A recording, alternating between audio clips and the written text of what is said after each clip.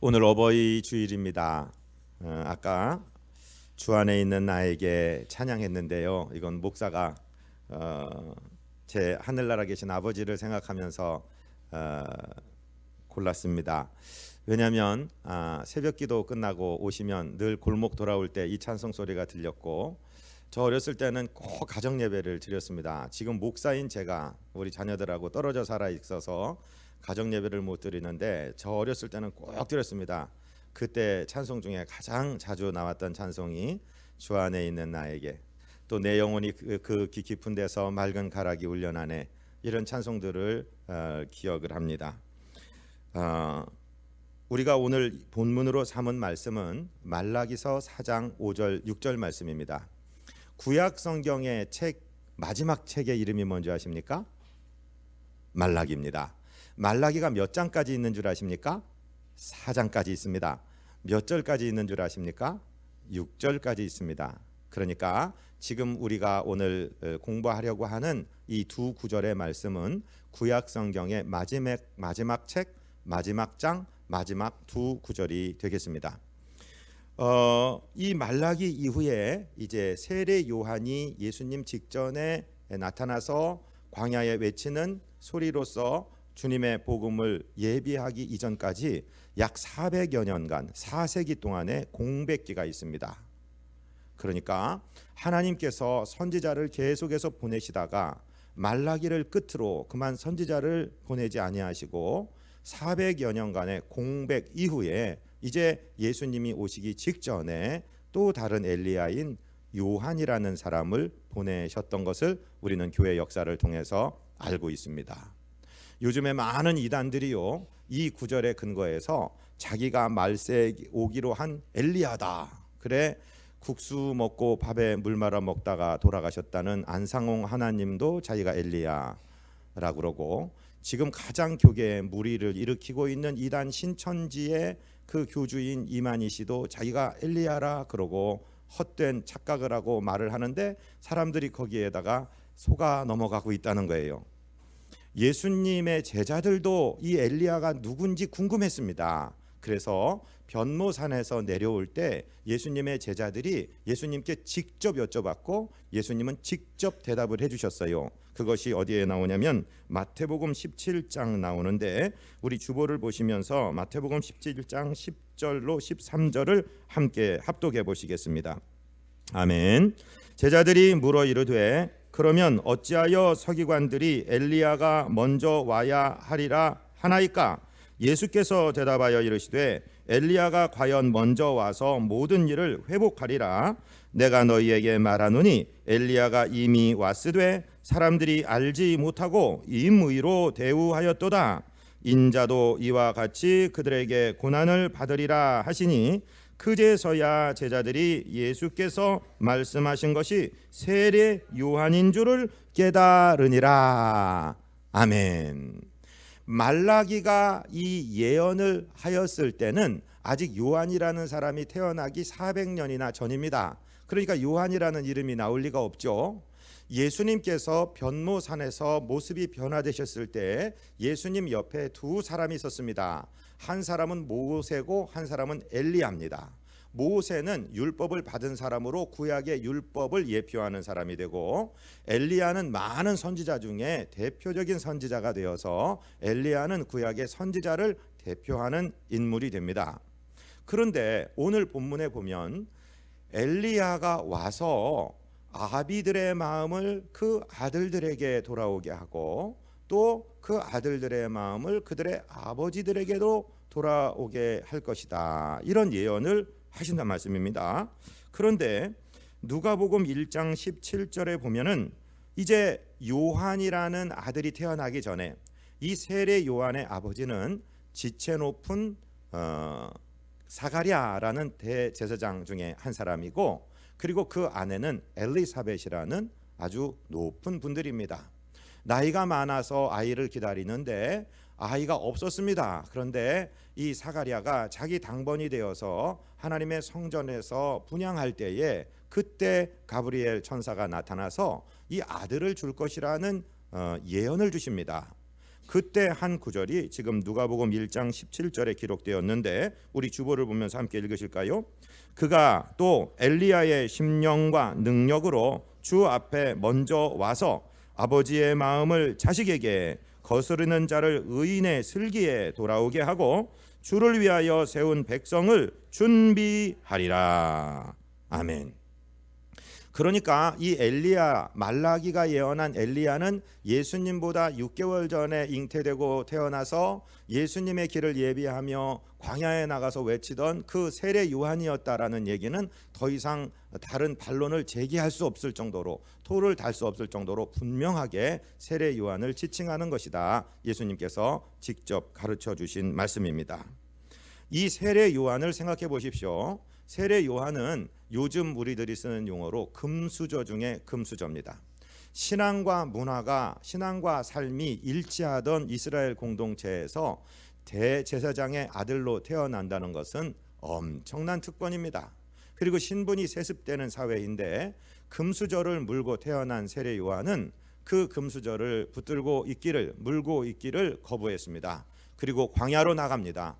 광야에 나가서 약대 털옷을 입고 메뚜기와 석청을 먹으면서 하나님을 바라보고 하나님의 마음을 담습니다. 그리고 나서는 백성들을 향하여 회개하라, 천국이 가까웠다 외치기 시작합니다.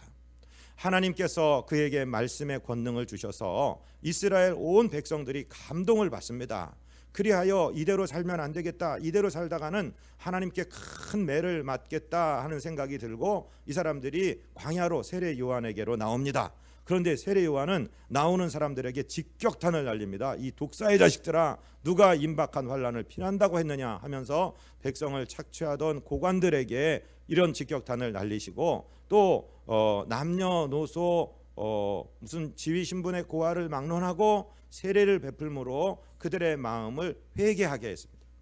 이 회개하겠다는 이야기 중에 하나가 회복시키는 것입니다. 회복은 무엇이냐면 씨를 뿌릴 때 마른 땅에 뿌리면 그것이 뿌리가 내려가서 발화할 수가 없기 때문에 땅을 갈아엎는 것, 즉 기경하는 것을 말합니다. 세례 요한의 사역은 이제 예수 그리스도의 복음이 떨어질 때 뿌리를 내리고 열매를 맺을 수 있도록 땅을 갈아엎는 회복의 사역이었습니다. 그래서 오늘 본문 말라기서 4장 마지막 두 구절을 해석할 때 자식들의 마음을 아버지에게로 돌린다 하는 말씀이 두 가지로 해석이 되는데, 하나는 그들의 하나님을 잘 섬기던, 율법을 잘 지키던 신앙을 회복하겠다, 그들 조상들의 신앙으로 마음을 회복하겠다는 해석이 하나가 있고, 하나는 말 그대로 부모와 자식 간의 이 원수된 관계, 섭섭한 관계, 요원해진 관계, 특별히 부자지간의 관계를 하나님이 회복하시겠다, 문자 그대로 해석하는 것이 더 옳다고 봅니다. 왜냐하면 하나님은 이 땅에 교회를 만드시기 전에 가정을 먼저 만드셨고 그 가정을 아주 귀하게 여기시기 때문입니다. 지금이 이 말세라 그러고 문명의 위기라고 하는 이유가 무엇인지 아십니까? 가정이 아주 급속한 속도로 해체되고 있습니다. 1980년대만 해도 1인 가구의 숫자가 14%에 불과했는데 지금 2016년 1인 가구의 퍼센티지가 56%가 넘고 있습니다. 다 혼자 사는 것 좋아합니다. 옆에 마누라도 귀찮고 아이들도 귀찮고 부모도 귀찮고 다 갈라놓고 분열하고 그저 핵을 떠나서 아주 분열을 시키는 이 사회에 살고 있습니다. 그래서 부모님께 효도하라, 자식에게 축복하십시오, 이런 관계가 없어지고 인권이 최고요, 하나님이 주신 인권이 아니라 인간들이 만든 인권으로 네 육신이 원하는 대로 살아라 하는 이런 문명에 정말 하나님을 대적하여 나오는 이 각박한 세상을 우리들이 살고 있는 것을 피부로 느끼고 있습니다. 그런데 하나님의 은혜는 가정이 회복되고 나서 부모가 자녀를 축복하고 그리고 자녀가 부모께 공경하고 효도할 때 그 가정을 통해서 하나님의 축복으로 일어나는 줄로 믿습니다. 그래서 예수님이 오시기 전에 이 엘리야라고 예견된 세례 요한은 와서 가정을 회복시키는 것입니다. 회개하여서 하나님의 창조의 본성으로 돌아가도록 만들어 주시는 것입니다. 오늘 혹시 이 자리에 자녀에 대해서 불쾌한 마음을 가지고 계신 분이 계시다면 오늘 복 받으신 겁니다. 부모님에 대해서 용서하지 못하는 한을 가지고 계시고 노를 가지고 계신다면 오늘 복 받으신 것입니다. 우리가 돌이켜야 됩니다. 오늘 본문 말씀 말라기 4장 5절 6절 말씀을 다시 한번 우리 받들어서 읽겠습니다. 아멘. 보라, 여호와의 크고 두려운 날이 이르기 전에 내가 선지자 엘리야를 너희에게 보내리니 그가 아버지의 마음을 자녀에게로 돌이키게 하고 자녀들의 마음을 그들의 아버지에게로 돌이키게 하리라. 돌이키지 아니하면 두렵건대 내가 와서 저주로 그 땅을 칠까 하노라 하시니라. 아멘. 구약 성경의 마지막 책 마지막 장 마지막 두 구절이 지금 저와 여러분이 읽은 구절입니다. 가정을 회복하라. 가정 회복하지 않으면, 부모를 용서하지 않으면, 자녀를 용서하지 않으면, 적대 관계를 그대로 가지고 있으면 내가 너희를 저주하여 그 땅을 칠까 하노라라고 하나님이 우리에게 경고하고 있는 것입니다. 어디로 돌이켜야 되느냐? 하나님께서 만드신 창조의 질서대로 돌이켜야 됩니다. 성경책 에베소서 5장 22절부터 6장 9절까지는 정말 기독교 윤리의 강령이 되는 핵심이 되는 말씀입니다. 거기 우리가 잘 아는 대로 아내들아 너희들의 남편을 공경하라 이렇게 얘기하고, 또 남편들아 너희 아내를 네 몸 사랑하는 것처럼 해라.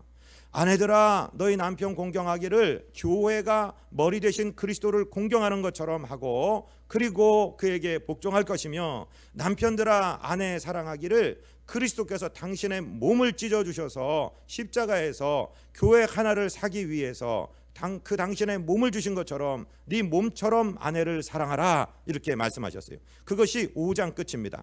6장으로 넘어가면은 부모 자식 간의 관계를 말합니다.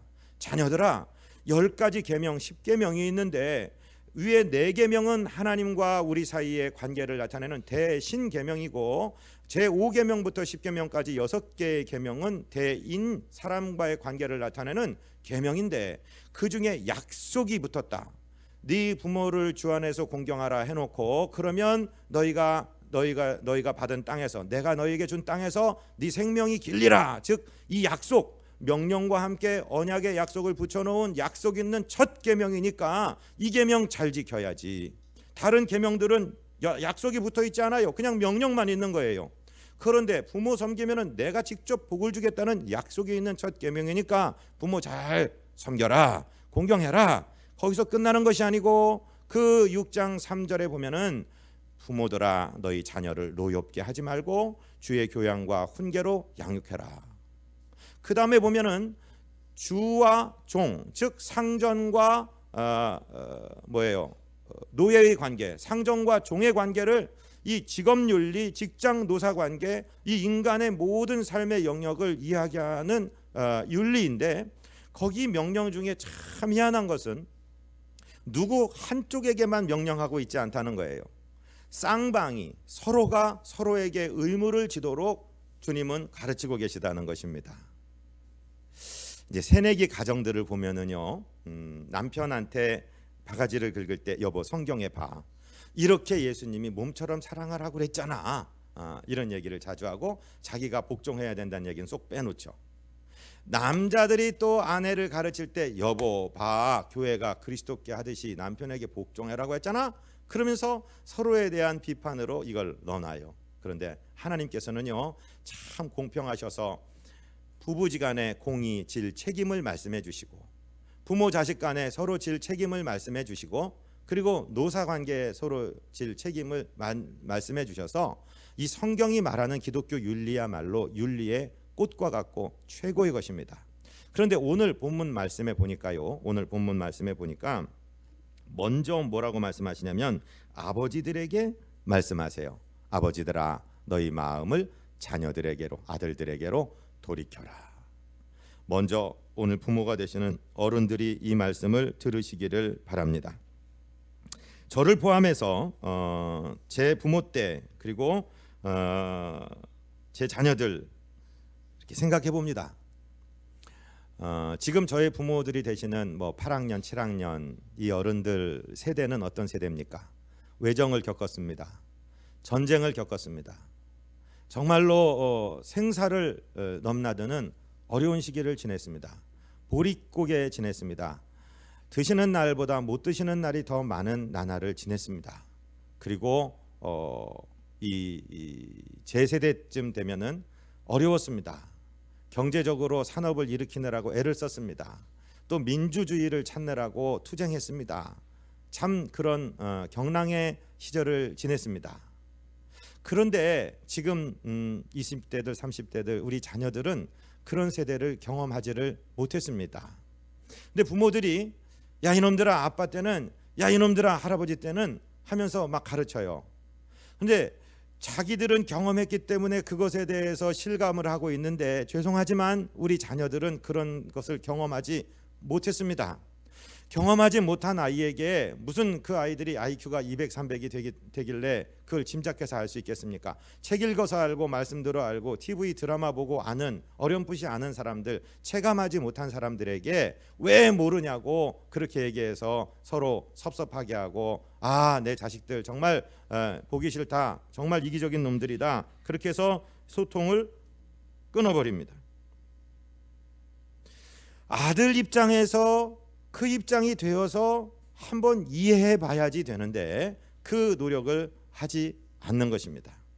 지난 주일 어린이 주일을 지내면서 청년들에게 좀 꾸지람하는 소리 했습니다. 제가 설교하기 전에 하나님께 기도했습니다. 하나님 절대로 아이들을 공격하는 자세로 말하지 않게 하고 위로하고 사랑하고 이해하는 자세로 아이들이 들을 수 있도록 설교하게 해주세요. 막 해놓고 설교 중에 지가 그냥 열이 받아갖고서 왜 자식들이 5,000원짜리 커피 마시고 부모들은 버스 타고 다닐 때 왜 택시 타고 다니느냐 그 말 했는데요. 제 아들 들으라고 했는데 제 아들이 그 말 듣고 큰 상처를 받았습니다.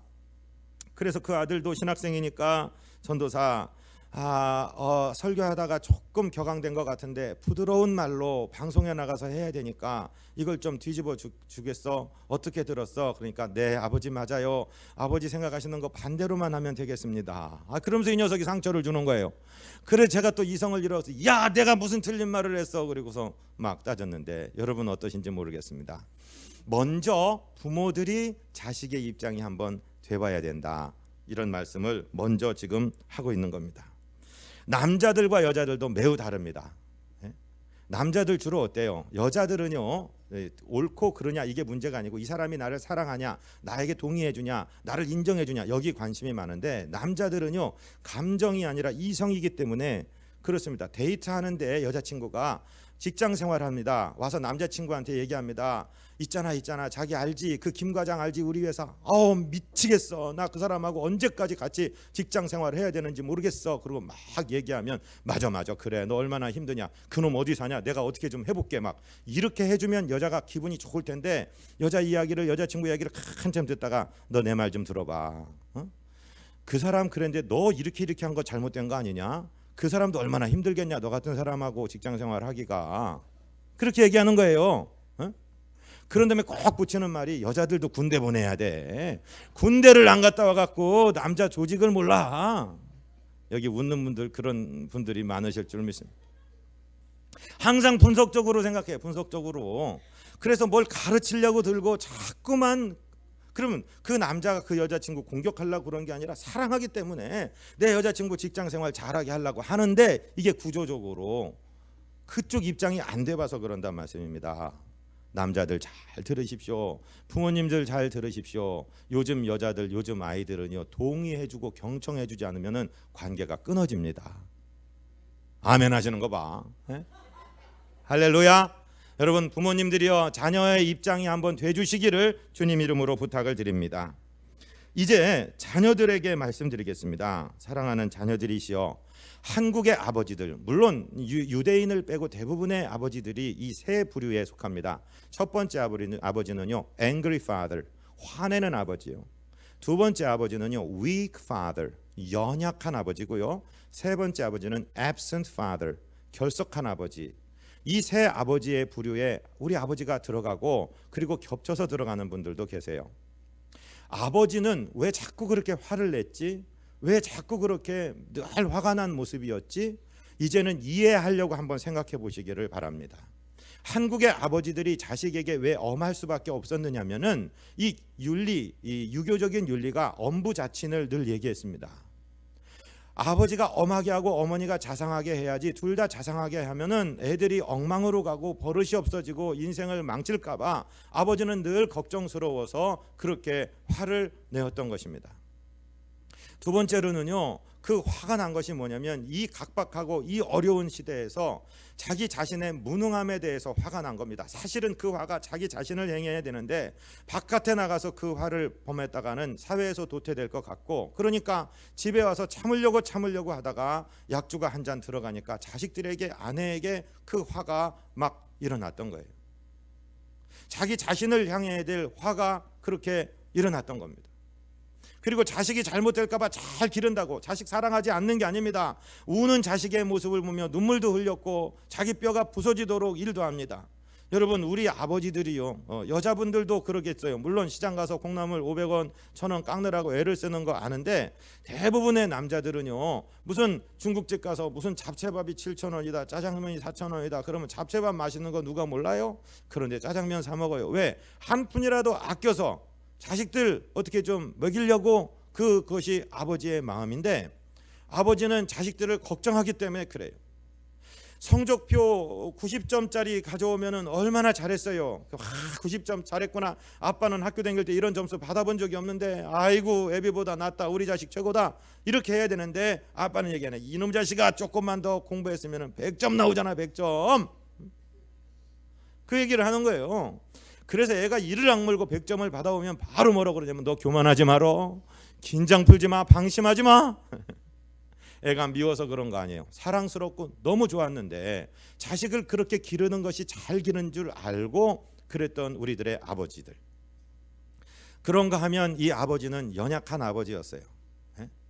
경제적으로 연약해서 남들 사주는 명품 한번 사줄 수가 없고, 금수저가 아니라 흙수저로 자랐는데 내 육신 하나 가지고 정말 최선 다해서 자식 기른다고 길렀는데 일하다 보니까 육신적으로 약해졌고 경제적으로 약해서 상급 학교 보낼 수도 없었던 부모의 마음은 얼마나 찢어졌겠습니까?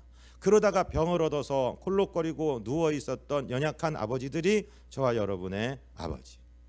그런가 하면 결석해 있는 아버지, 늘 집 나가 있는 아버지, 내 입학식 때도 졸업식 때도 학교 한번 찾아와 주지 못한, 내 생일날 무슨 어린이날 놀이공원도 그날도 출장 간다고, 그날도 출근해야 된다고 나 잠에 깨기 전에 나가서 내가 잠든 다음에 들어왔던 아버지, 또는 과로하셔서 일찍 하늘나라로 가버리신 아버지. 이게 이 세 가지 유형의 아버지가 저와 여러분의 아버지였고 또 저와 여러분의 이야기가 된다 이거죠. 그런데 중요한 건 뭐냐면요, 이 아버지들은 그들의 아버지들에게 사랑의 고백을 받아본 적이 없어요. 그러니까 사랑하는데 뭐라고 사랑을 표현할지를 잘 몰라요. 자식이 정말 내 생명보다 정말 눈에 넣어도 아깝지 않을 정도로 사랑스러운데 사랑을 어떻게 표현해야 되는지 몰라요. 그래서 너무 이뻐서 볼때기를 깨물었어요. 그랬더니 애가 울고 아빠 옆에 오지 않는 거예요. 남자들이 그래요. 남자들이 사랑 표현하는 걸 잘 몰라요. 그러니 이제는 우리 자녀들이 부모를 용서하실 차례입니다. 부모를 용서하는 것은 부모를 위해서가 아니라 나를 위해서 하는 것입니다. 하나님께서 이 세례 요한을 통해서 부모의 마음을 아들에게 하고 아들들의 마음을 부모에게로 향하게 하겠다는 게 뭐냐면, 그 개념을 가지고 그 영의 회복, 이게 일어나야 하나님 아버지의 축복을 받을 수 있어요. 아버지에 대해서 일그러진 마음으로, 우리 아버지가 사랑하는 내 어머니를 술 먹고 와서 때렸어, 나는 내가 지금 힘이 약하지만 내가 힘이 강하면 우리 아버지 어떻게 할 거야, 이 마음을 가지고 있다가 실제로 비극적인 일들이 얼마나 많이 일어나느냐는 것입니다. 용서는 아버지를 위해서가 아니라 나를 위해서 하는 겁니다. 저를 한 번만 따라 하십니다. 용서는 나를 위해 하는 것이다. 이제 아버지가 어머니가 하늘나라 가 계시더라도 하늘나라 가 계신, 저 세상 가 계신 그 부모님을 용서하시기를 바랍니다. 하나님 앞에 용서의 마음을 달라고 말씀하시고, 그리고 내가 아버지를 용서합니다, 아버지 사랑합니다 고백하시기를 바랍니다. 그래야 우리가 하나님의 은혜를 받고 예수의 복음이 복음되도록 역사가 일어나는 것입니다. 사랑하고 존경하는 성도 여러분, 먼저 하십시오. 이 세상에서 가장 급하고 중요한 일은 가정을 회복하는 일입니다. 사도행전 16장 31절 같이 읽을까요? 이르되 주 예수를 믿으라 그리하면 너와 네 집이 구원을 받으리라. 아멘. 먼저 믿고 먼저 회복되시기를 바랍니다.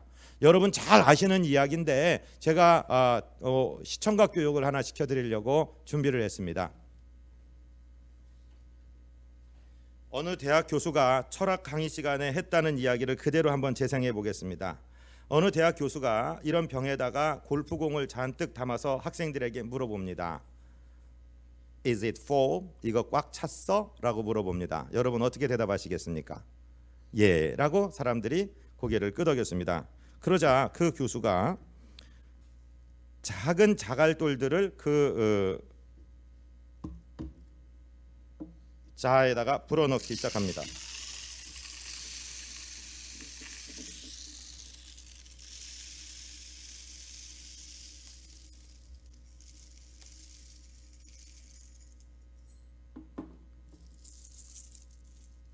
자, 이제 가득 찼지요? 가득 찼습니까? 예라고 그러자 그 교수가 또 이렇게 합니다. 이건 모래입니다.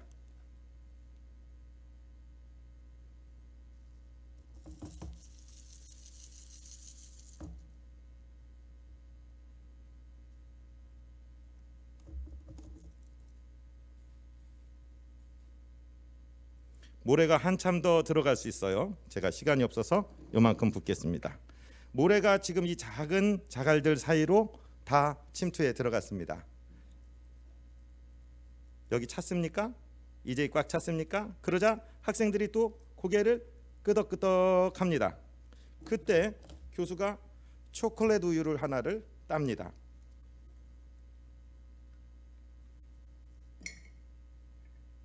제가 초콜릿 우유를 한번 따서 집어넣어 보겠습니다.